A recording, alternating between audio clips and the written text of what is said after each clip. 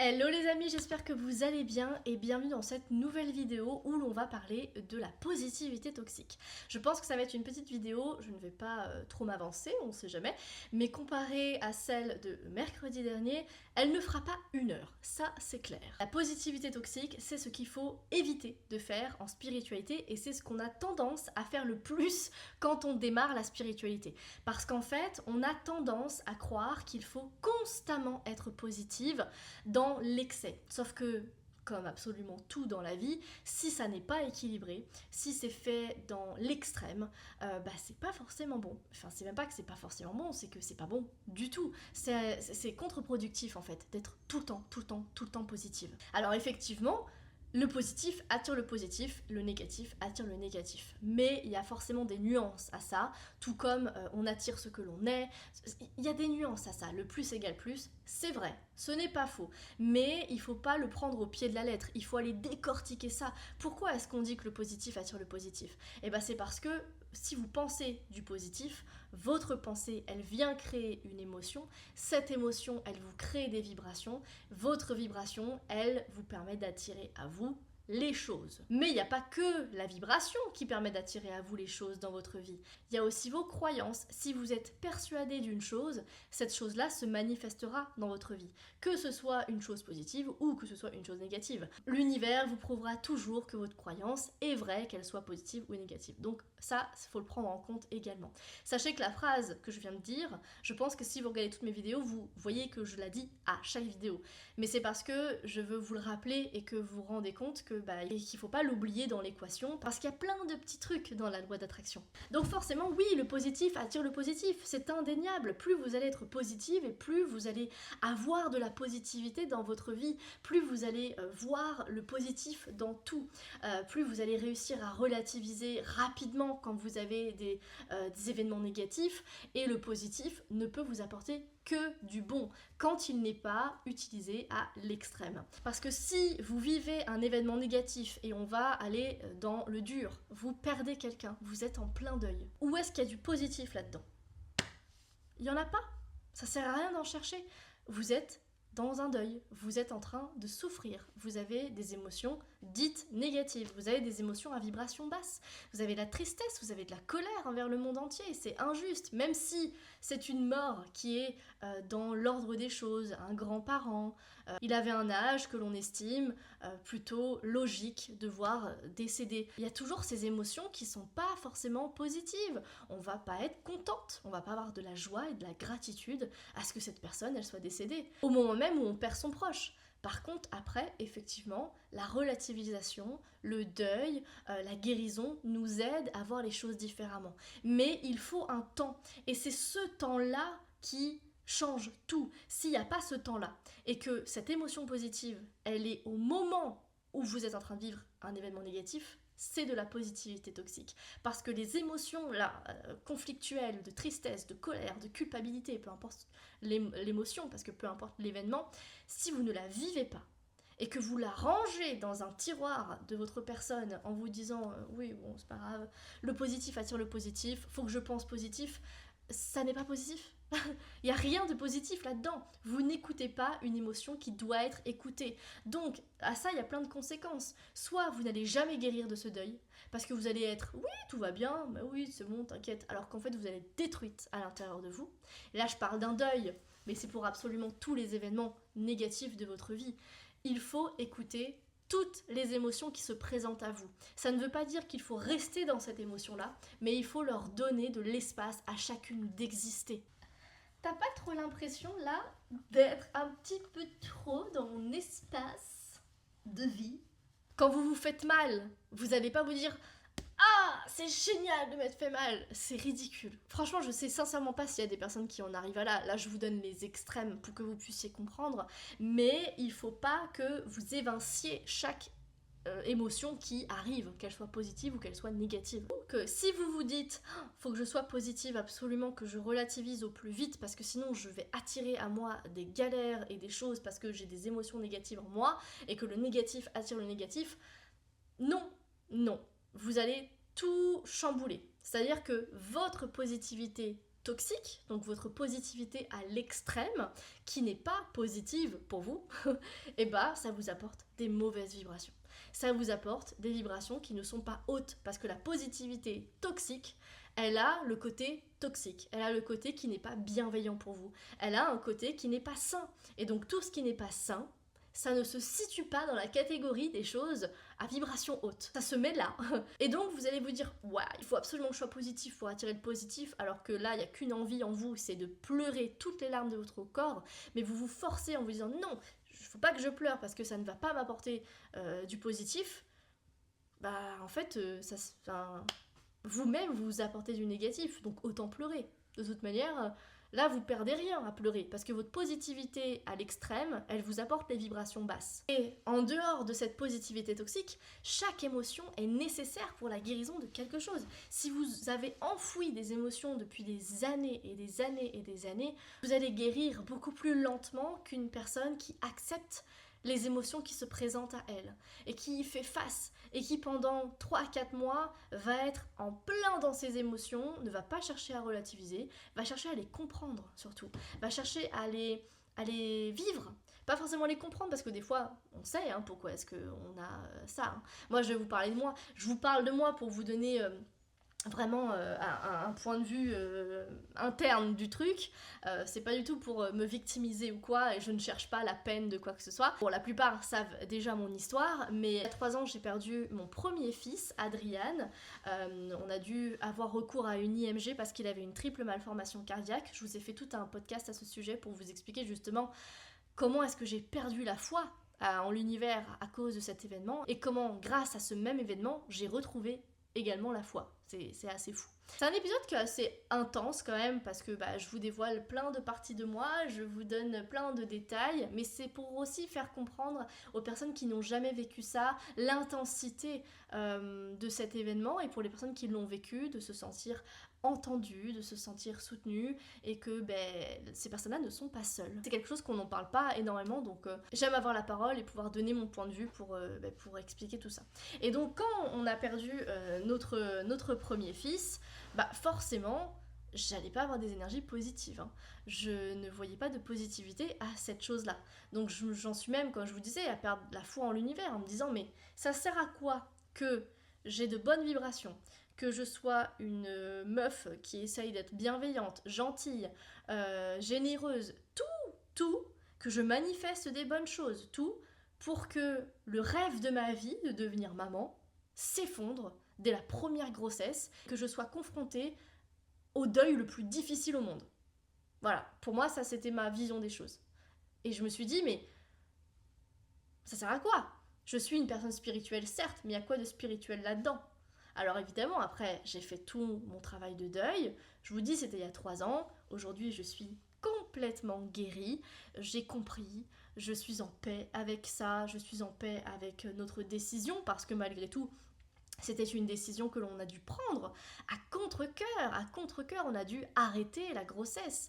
J'ai dû accoucher d'un bébé qui n'était pas envie. Donc forcément, ça ajoute des émotions de culpabilité. Je n'avais aucune émotion positive, aucune relativisation. Et j'ai envie de vous dire, heureusement que je n'en ai pas eu et que je n'ai pas cherché à en avoir. Heureusement que j'étais consciente aussi de cette positivité toxique, et que heureusement je n'en ai pas fait, parce que sinon je ne serais pas là déjà 3 ans plus tard à vous en parler. Je pense que mon couple n'aurait pas survécu, parce que c'est très difficile de se reconstruire après ça si les deux ne se reconstruisent pas en même temps. S'il y en a un qui arrive à se reconstruire et que l'autre sombre, si l'autre n'a pas la force nécessaire d'être avec l'autre personne et de la relever, et que l'autre personne ne veut pas être relevée, le couple à un moment donné il en prend un coup. Et malheureusement il y a des cas où le couple se sépare parce que un des deux n'arrive pas à faire son deuil, n'arrive pas à accepter ses émotions, n'arrive pas à vivre avec. Moi je sais que j'ai eu beaucoup de culpabilité pendant quelques mois, et au final j'ai réussi à travailler sur ça. J'ai écouté ma culpabilité. Je suis allée fouiller pourquoi est-ce que j'avais cette culpabilité. Alors c'était pas difficile à aller fouiller, c'était pas très loin.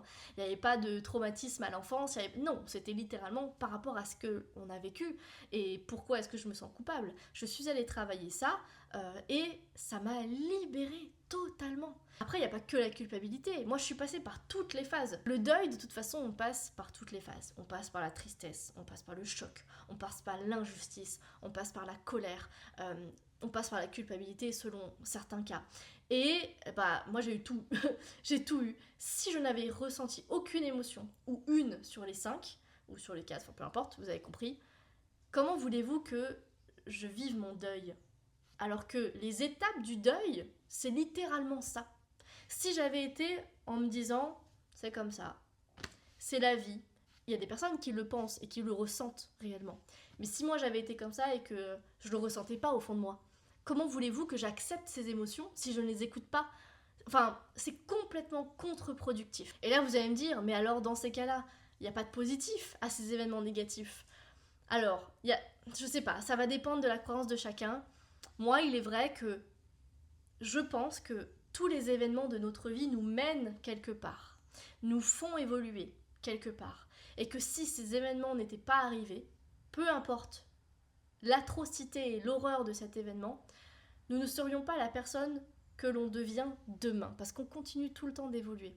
Mais c'est très délicat de dire ça, parce que moi je dis ça avec mes bagages, je vis ça avec les événements traumatisants que j'ai pu vivre, mais il y a d'autres personnes qui ont vécu des événements beaucoup plus traumatisants que moi. Et tout le monde aura toujours des événements beaucoup plus traumatisants que d'autres personnes. Donc déjà, ne jamais se comparer, ne jamais minimiser sa souffrance vis-à-vis des autres, parce que effectivement, tout le monde aura une émotion qui sera différente de la vôtre. Et même si c'est un événement qui vous paraît moins traumatisant, cette personne, elle peut être plus traumatisée que vous, alors que vous avez eu un événement plus traumatisant. Il ne faut jamais se comparer, il ne faut jamais se minimiser non plus. Vivez vos émotions à votre hauteur. Mais c'est vrai que moi, je parle avec ce que j'ai pu vivre. Tous les événements négatifs de ma vie m'ont apporté quelque part du positif. Et là, vous allez me dire, mais alors comment est-ce que tu peux dire ça de la mort de ton enfant, tout simplement? C'est pas la mort de mon enfant qui m'a apporté du positif. C'est tout ce qu'il y a eu derrière. Ça va être toute la reconstruction qu'il y a eu avec mon copain. Ça a été ce... On était comme ça, hein. Ah, c'est sûr, on était comme ça. Mais là, on est comme ça. On est comme ça. Parce qu'on est devenu, mais on a vécu quelque chose que peu de personnes vivent et j'espère que personne n'aura à le vivre. Et ça nous a tellement rapprochés. Ça nous a montré qu'on voulait réellement un enfant. Parce que notre premier fils, c'était une grossesse qui était accidentelle.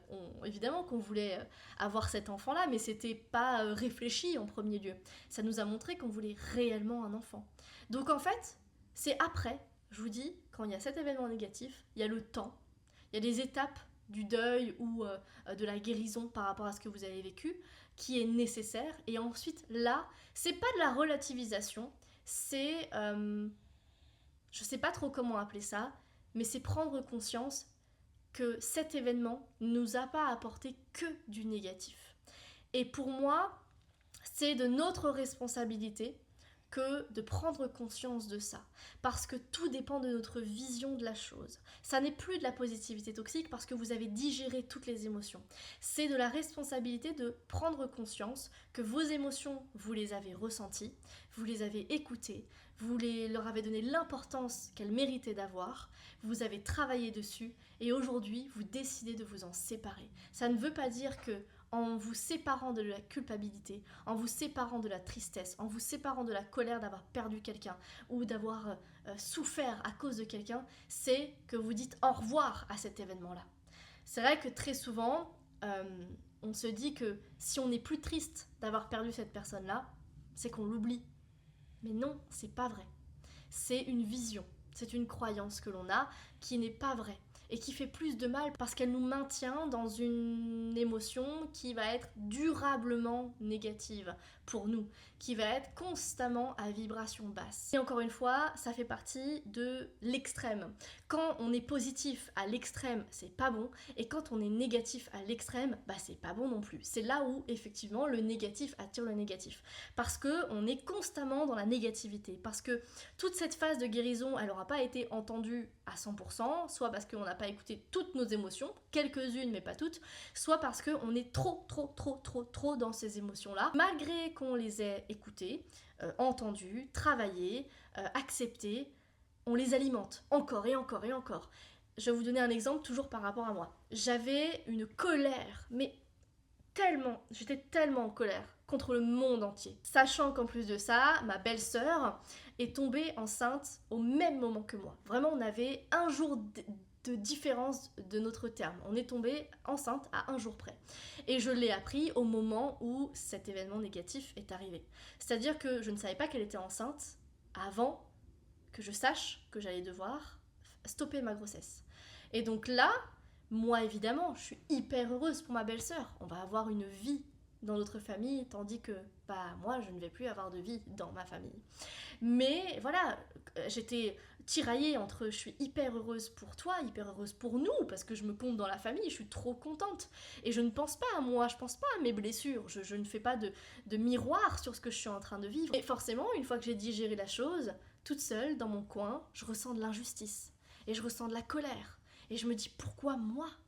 Pourquoi moi? J'ai tout fait comme il fallait. J'ai fait attention à tout ce que je mangeais. J'ai fait attention à tout ce que je faisais. À tout. Je n'ai fait aucun écart, à rien. Je suis devenue la meilleure version de moi-même pour accueillir ce bébé.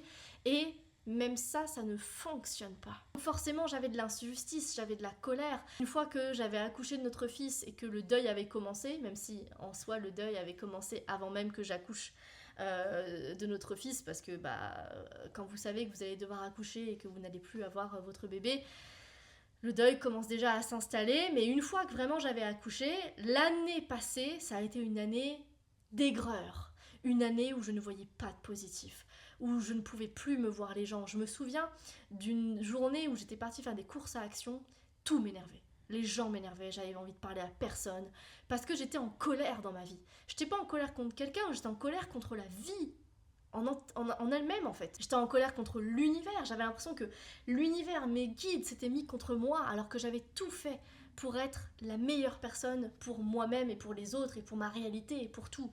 Alors effectivement, j'étais pas forcément la meilleure personne non plus, quand je me refais un petit backup de ma vie à ce moment-là, j'étais pas forcément la meilleure version de moi-même dans mes pensées et dans mes paroles, etc. C'est vrai que j'étais dans cette émotion de colère. Si je n'avais pas pris conscience que j'étais devenue aigrie, que je n'avais pas pris conscience que j'étais devenue horrible avec les autres, que j'avais des pensées négatives constante sur les autres, sur les petits bonheurs des autres. C'était limite si j'en étais arrivée à être pas heureuse pour une personne qui allait tomber enceinte, parce que j'allais ressentir de l'injustice et de me dire ouais c'est super, toi t'es enceinte, mais moi... Et là, je faisais le miroir. Et j'ai eu ce moment où je faisais le miroir entre ce que les gens vivent et ce que moi j'ai vécu. Et ça, c'est tellement mauvais, mais il y a tellement de personnes qui le font. Tellement. C'est toutes les personnes comme moi qui n'ont pas digéré la chose, qui n'ont pas guéri en fait, complètement. Et c'est pour ça que quand il y a une personne qui n'est pas heureuse pour vous, ou qui vous fait des réflexions et qui met en parallèle avec sa vie, c'est pas contre vous.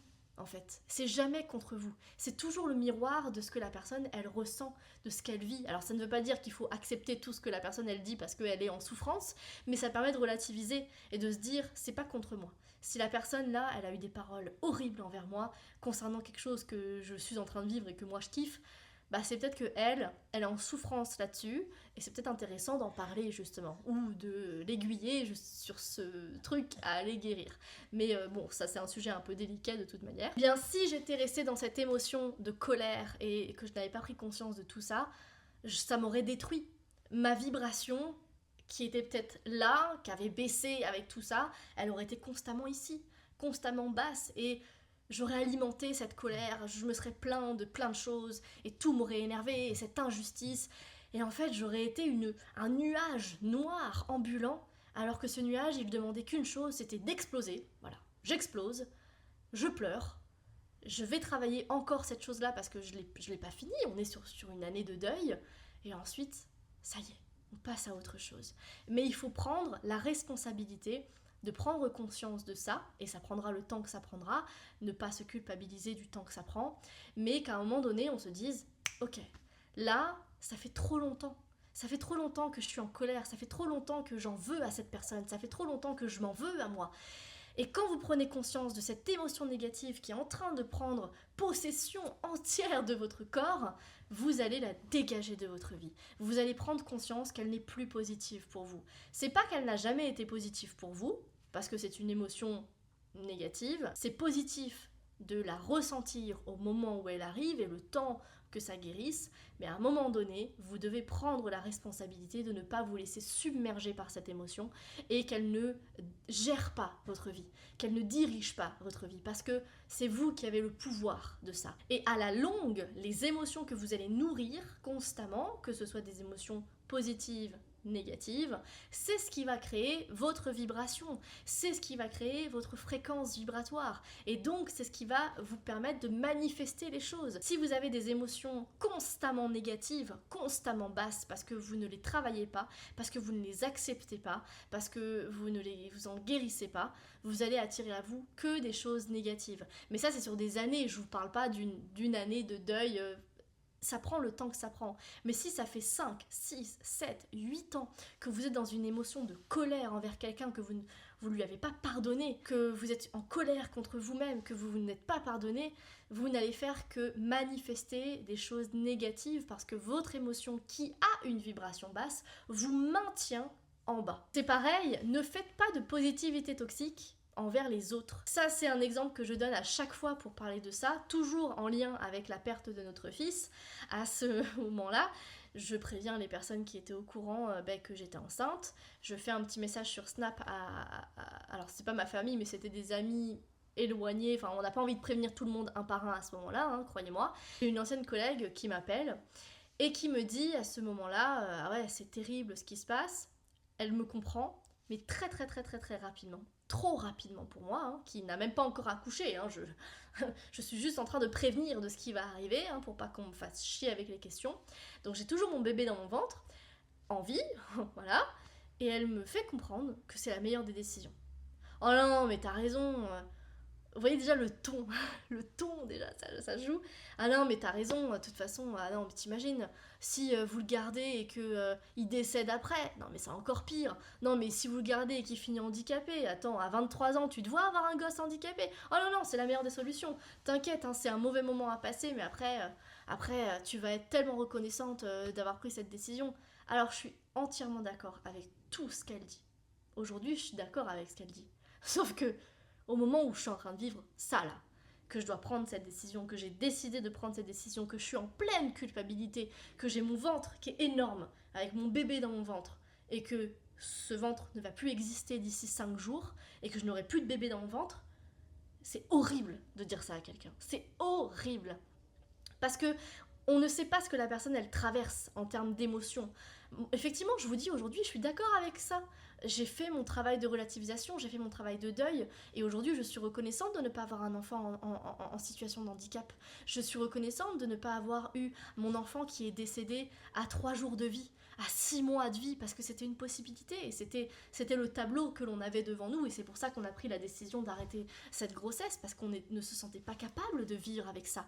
Mais il m'a fallu 1 an et demi pour comprendre ça, 1 an et demi à l'accepter, à me pardonner, à nous pardonner, à se laisser la possibilité d'avoir un autre enfant. Vous voyez ce que je veux dire? Quand il y a une personne qui vit ça, et là on est sur un thème très précis de la perte d'un bébé, mais ça peut être sur tout dans la vie. Tout dans la vie, et je ne vais pas évoquer parce que ça peut trigger énormément de personnes qui ont vécu des choses horribles, mais tout dans la vie où on vit quelque chose d'horrible, même un accident, on vit un accident de voiture, ça peut paraître bénin pour quelqu'un, ça peut traumatiser quelqu'un, et une personne qui arrive avec sa positivité un petit peu trop, et qui arrive, oh mais t'es en vie, voilà, faut relativise, t'aurais pu avoir trois jambes cassées, non, t'aurais pu avoir tes jambes cassées, t'aurais pu mourir, il y aurait pu avoir ton enfant dans la voiture, ça va, t'es en vie. Oui, mais tu ne sais pas ce que la personne, émotionnellement, elle traverse aujourd'hui. J'ai beaucoup de mal avec les personnes qui sont trop positives, pas dans la vie, hein, parce que c'est génial d'avoir des personnes positives dans la vie, mais qui sont trop positives à l'extrême dans leur propre vie, qui ne se rendent pas compte que c'est à l'extrême, et qui vous imposent leur positivité toxique dans votre vie. Soyez ok avec le fait de leur dire « Stop, je ne veux pas de ta positivité actuellement. Je ne veux pas de ta relativisation actuellement, parce que moi je souffre. » Et même si tu n'en prends pas conscience, après, il y a des manières de le dire. Là, je le dis avec des mots assez forts, avec une tonalité assez dure. C'est vrai que je je suis pas la personne la plus connue pour être délicate et diplomate. Ça, c'est un de mes défauts. Je suis pas du tout diplomate et je prends les choses très à cœur. Mais voilà, dites les choses, n'ayez pas peur. Et ne vous remettez pas en question. Si vous avez vécu un événement à petite ou grande échelle, selon les gens, hein, bien sûr, parce que personne ne peut décider de notre souffrance, tout simplement, eh bien, ne vous forcez pas à ressentir de la positivité ou à vous dire « ouais, peut-être que là, j'abuse un petit peu ». Non, ça, vous vous direz ça plus tard, quand vous aurez vécu toutes les autres émotions. Parce que sinon, vous n'allez pas écouter ce qui vous demande à être écouté.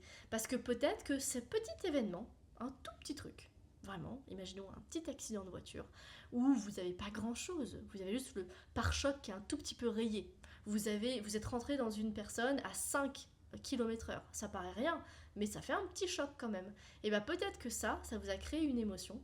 Cette émotion, en fait, elle était enfouie depuis quelques temps. En fait, cette émotion, elle vous fait ressortir quelque chose d'autre qui était lié au passé ou qui est lié à une ancienne émotion que vous n'aviez pas écoutée. Et du coup, il y a plein de choses qui ressortent. Et vous dites, mais je comprends pas, c'est pas grand-chose ce qui m'est arrivé. Je suis pas traumatisée de ce qui m'est arrivé, mais pourquoi je ressens tout ça? C'est pas normal. Je suis trop sensible? Est-ce que je dramatise? Non. C'est qu'il y a quelque chose qui demande à être écouté et qui n'avait pas été écouté. Donc là, c'est intéressant. C'est pour ça qu'il ne faut pas relativiser tout de suite. Il faut relativiser plus tard et il faut être positif plus tard, parce que sinon, c'est trop dommage d'être tout le temps négative, mais il faut se laisser un laps de temps pour accepter tout ça. J'espère que cette vidéo vous aura plu et vous aura permis de voir les choses d'un point de vue différent, que ce soit de la positivité toxique pour les autres ou de la positivité toxique pour soi-même. Et j'espère que mes petites explications sur les émotions à vibration haute, vibration basse, le taux vibratoire, ça vous aura fait un bon rappel pour vivre absolument toutes vos émotions, même si c'est inconfortable, ça je le sais mieux que personne. Et je vous dis à très bientôt pour une prochaine vidéo. Ciao ciao!